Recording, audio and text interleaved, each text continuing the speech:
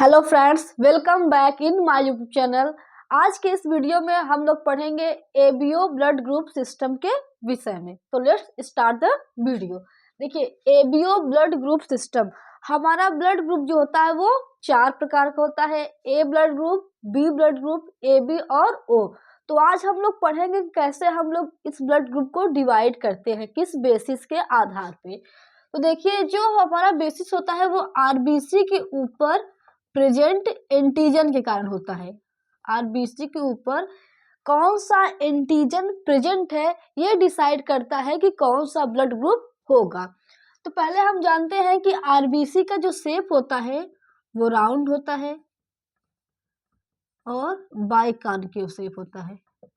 By concave shape का होता है आरबीसी का शेप। अब आरबीसी के ऊपर कौन सा एंटीजन प्रेजेंट है इसके आधार पे ब्लड ग्रुप डिवाइड होता है। अगर आरबीसी के मेम्ब्रेन पे ए एंटीजन प्रेजेंट है, एंटीजन क्या होता है? एक प्रकार का ग्लाइकोप्रोटीन और ग्लाइकोलिपिड होता है। ग्लाइकोप्रोटीन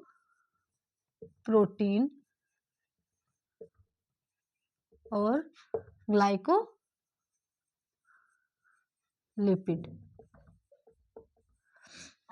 मतलब ए एंटीजन प्रेजेंट है, मतलब इसमें कौन सा शुगर है? ए शुगर। एंटीजन कह सकते हैं या ए शुगर भी कह सकते हैं। ए एंटीजन कहें, ए शुगर। तो कौन सा ब्लड ग्रुप होगा? ये ए ब्लड ग्रुप होगा। अगर बी शुगर प्रेजेंट है, बी शुगर या बी एंटीजन, तो बी ब्लड ग्रुप होगा। अगर ए और बी दोनों प्रेजेंट है, ए भी प्रेजेंट है और बी, ए बी शुगर पाया जा रहा है इस मेम्ब्रेन के ऊपर आरबीसी के, तो ए बी ब्लड ग्रुप होगा। अगर आरबीसी के मेम्ब्रेन पर कोई भी एंटीजन नहीं पाया जा रहा है, कोई भी शुगर नहीं पाया जा रहा है, तब हमारा ब्लड ग्रुप होता है ओ। इसलिए तो इसको नाम दिया गया है ओ, मतलब कोई भी एंटीजन नहीं है, ओ ब्लड ग्रुप।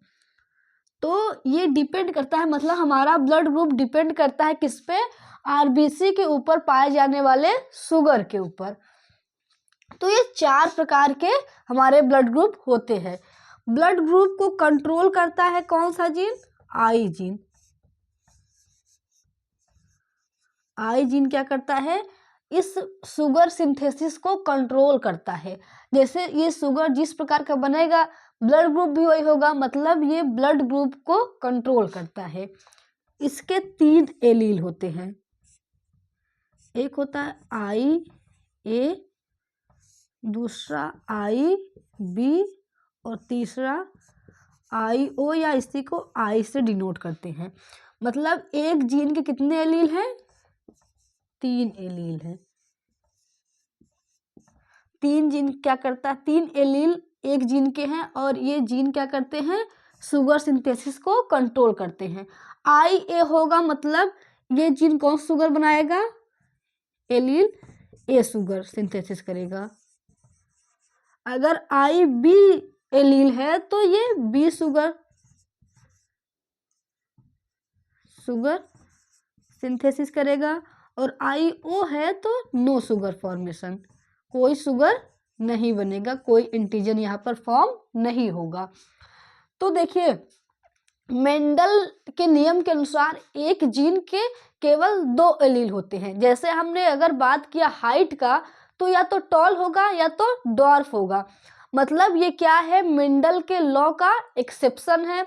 और मेंडल जी ने केवल यही बताया था कि एक जीन, कोई एक कैरेक्टर एक जीन के द्वारा कंट्रोल होगा और वो उस जीन के केवल 2 ही एलील होंगे। लेकिन यहाँ पर क्या है? एक जीन के कितने एलील है? 3 एलील है। इसको एक लॉ इस नियम को एक नाम देते हैं मल्टीपल एलिलिज्म।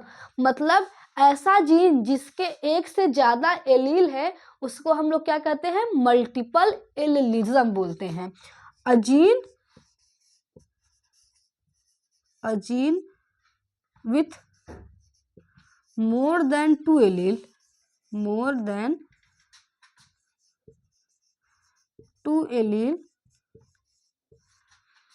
उसको हम लोग क्या नाम देते हैं? मल्टीपल एलिलिज्म बोलते हैं, मल्टीपल एलिलिज्म।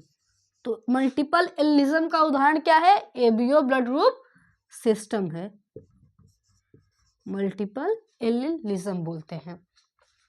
जैसे हमने कहा ए और बी, तो यहाँ पर क्या होता है, आई ए जो होता है वो आई ए डोमिनेंट होता है किस पे? आई ओ पे। जैसे हम कहें जीन आ रहा है आई ए और आई ओ, तो कौन सा ब्लड ग्रुप होगा? ए होगा। क्यों? क्योंकि आई ए वाला जो होता है आई ओ के ऊपर क्या होता है? डोमिनेंट होता है, इसको एक्सप्रेस नहीं होने देता, खुद ही एक्सप्रेस होता है। ओ वाला तो कोई शुगर बना ही नहीं रहा है, शुगर कौन बनाएगा? ए बनाएगा, तो कौन सा ब्लड ग्रुप होगा? ए होगा। और आई बी भी क्या होता है? डोमिनेंट होता है आई ओ पे। जैसे आई बी और आई ओ आएगा जीनोटाइप, तो फिनोटाइप क्या दिखेगा हमको? बी दिखेगा। ओ कोई शुगर नहीं बना रहा है, बी शुगर बी बनाएगा, तो यहाँ पर क्या दिखेगा? बी दिखेगा। और आई ए एंड आई बी क्या होता है? को डोमिनेंट होता है, मतलब ये दोनों एक दूसरे को एक्सप्रेस होने देते हैं। जैसे आई ए और आई बी आएगा जीनोटाइप, तो हमको फिनोटाइप क्या दिखेगा? A B blood group system दिखेगा, ए बी ब्लड ग्रुप दिखेगा। तो आई ए क्या करता है? आई ओ के ऊपर डोमिनेंट होता है, और आई बी क्या करता है? आई ओ के ऊपर भी डोमिनेंट होता है। और ए और बी क्या होते हैं? को डोमिनेंट होते हैं। अगर हमको ओ ब्लड ग्रुप चाहिए तो वो क्या होना चाहिए? होमोजाइगस कंडीशन पे ही केवल मिलेगा। जैसे आई ओ और आई ओ रहेगा, तब हमको ब्लड ग्रुप दिखेगा ओ, क्योंकि ना ये शुगर बनाएगा ना ही ये शुगर बनाएगा, तो हमारा ब्लड ग्रुप क्या हो जाएगा? ओ हो जाएगा। हम अब एक चार्ट फॉर्म करेंगे और उसमें देखेंगे कि कितने जीनोटाइप पॉसिबल हैं।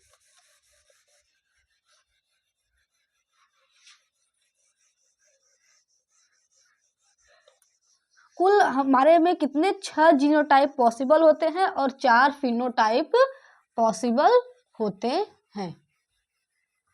तो ब्लड ग्रुप डिपेंड करता है शुगर सिंथेसिस पे, कौन सा शुगर बन रहा है आरबीसी के मेम्ब्रेन पे, एंटीजन मिल रहा है, उसके आधार पे हमारा ब्लड ग्रुप 4 प्रकार का होता है।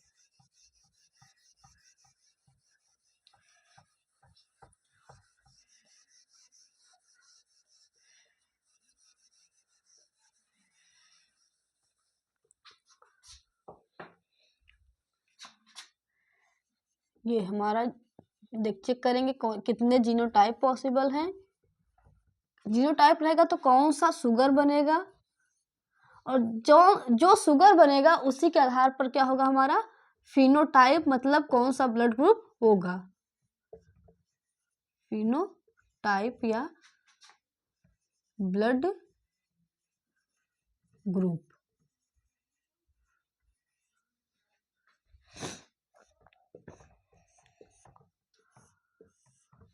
तो फर्स्ट हम लोग बात करते हैं हेटेरोजाइगस कंडीशन में, अगर आई ए और आई ओ होगा तो कौन सा शुगर बनेगा? ओ कोई शुगर नहीं बनाता, ए बनाएगा, तो कौन सा शुगर बनाएगा? ए। अगर आरबीसी के मेम्ब्रेन पर ए एंटीजन होगा तो कौन सा ब्लड ग्रुप होगा? ए ब्लड ग्रुप होगा। अगर आई ए रहेगा तो ए शुगर फॉर्म होगा और ब्लड ग्रुप क्या होगा? ए होगा। अगर आई बी होगा तो दोनों बी शुगर बनाएंगे, तो शुगर कौन सा होगा? बी होगा, और ब्लड ग्रुप क्या होगा? ब्लड ग्रुप भी बी होगा। अगर आई ओ रहेगा, ओ नहीं बनाएगा, बी बनाएगा, तो कौन सा शुगर बनेगा? बी बनेगा, और ब्लड ग्रुप भी क्या होगा? बी होगा। अगर आई ए और आई बी होगा तो आई ए भी बनाएगा शुगर और बी भी बनाएगा, तो शुगर फॉर्म होगा ए बी शुगर बनेगा, और ब्लड ग्रुप क्या होगा हमारा? ए बी होगा। और अगर आई ओ होगा तो शुगर, नो शुगर फॉर्म, कोई शुगर नहीं बनेगा। और ब्लड ग्रुप क्या होगा हमारा, ओ होगा। तो देखिए 1 2 3 4 5 6, तो कुल मिलाकर 6 जीनोटाइप पॉसिबल हैं, 6 जीनोटाइप पॉसिबल हैं और 4 फिनोटाइप पॉसिबल हैं। ए बी और ओ, 4 फिनोटाइप और 6 जीनोटाइप क्या होते हैं, पॉसिबल होते हैं। इसी के आधार पे देखिए क्वेश्चन भी फॉर्म होता है कि मतलब बेटे का ब्लड ग्रुप ए है, बेटी का ओ है, तो पेरेंट्स का ब्लड ग्रुप क्या हो सकता है, या पेरेंट्स का ए और बी है तो बच्चों का ब्लड ग्रुप क्या हो सकता है। हम अभी ये इसी के आधार पे हम सॉल्व कर सकते हैं ऐसे क्वेश्चन को। जैसे हम एक क्वेश्चन सॉल्व करते हैं कि मान लीजिए सन का जो ब्लड ग्रुप है वो ओ है और डॉटर का जो है ब्लड ग्रुप वो क्या है, ए बी है। तो पेरेंट्स का ब्लड ग्रुप क्या होगा, क्या हो सकता है, ये बताना है। तो अगर सन ओ है तो मतलब कौन सा कंडीशन हो सकता है, ओ दिख सकता है जिसमें केवल इस कंडीशन में ओ दिखेगा, मतलब सन का जो जीनोटाइप होगा, सन का वो क्या होगा, आई ओ होगा। और डॉटर का ए बी है, ए बी किस में दिखेगा हमको, इस कंडीशन में ए बी शो होगा इस जीनोटाइप में। तो डॉटर का क्या होगा जीनोटाइप,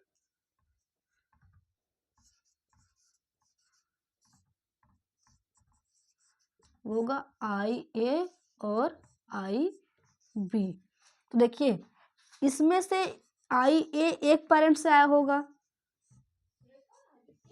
और आई ए भी एक पेरेंट से आया होगा, तो ये आई ए, और ये भी इसमें से एक वाला भी एक पेरेंट से आया होगा और ये भी एक पेरेंट से आया होगा आई बी, मतलब ए और बी ब्लड ग्रुप हो सकता है। इसको हम एक और तरीके से सीख सकते हैं, जैसे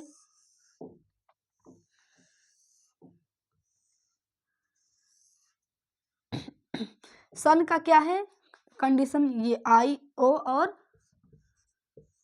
आई ओ, और डॉटर का क्या है आई ए और आई बी।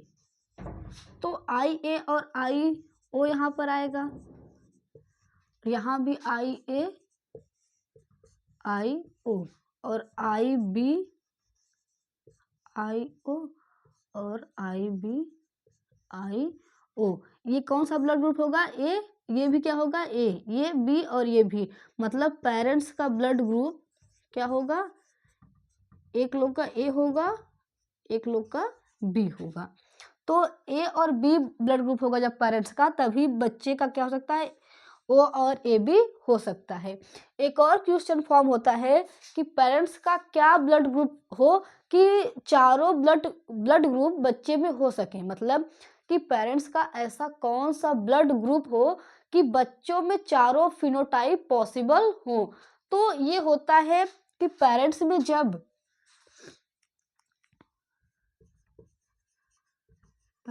जब ब्लड ग्रुप ए और बी आएगा, मतलब ए और बी होगा वो भी हेट्रोजाइगस कंडीशन में, मतलब ए हमारा होना चाहिए आई ए और आई ओ और बी होना चाहिए आई बी और आई ओ, तब जो होगा चाइल्ड में चारों ब्लड ग्रुप पॉसिबल हो सकते हैं।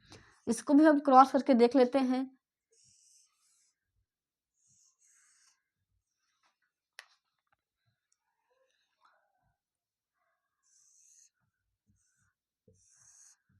जैसे यहाँ पर हम एक लिख देते हैं आई ए और आई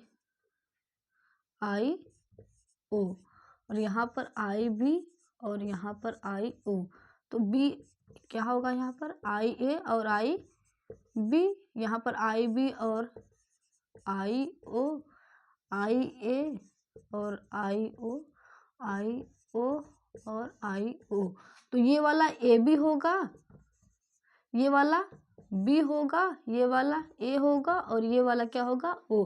तो मतलब अगर पेरेंट्स का ब्लड ग्रुप ए या बी, ए और बी होगा, वो भी हेट्रोजाइगस कंडीशन में, तब चाइल्ड में क्या होगा, चारों ब्लड ग्रुप का फिनोटाइप पॉसिबल हो सकता है। तो आई होप आपको समझ में आया होगा एबीओ ब्लड ग्रुप सिस्टम और उसके जीनोटाइप हम कैसे निकालते हैं और कैसे क्वेश्चन सॉल्व करते हैं।